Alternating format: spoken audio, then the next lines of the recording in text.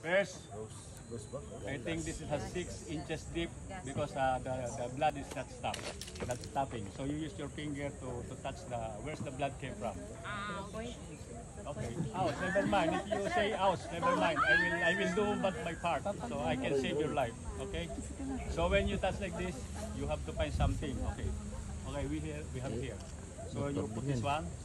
You make the small hole or around the cloth like this.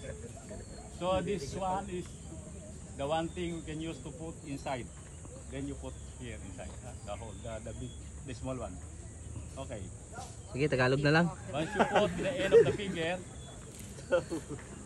okay, then you start to put something. You make it full. Punuin mo. Make it full.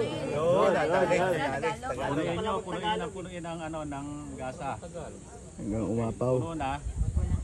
Pag wala na, bunutin mo na yung daliri mo, punuin mo pala, puno na. Okay.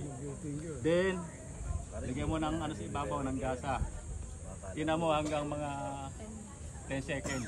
Wala nang dugo lumalabas. If no more blood come out, this is the time you use this bandage. I think I make it like this position. Because it's too short, I cannot.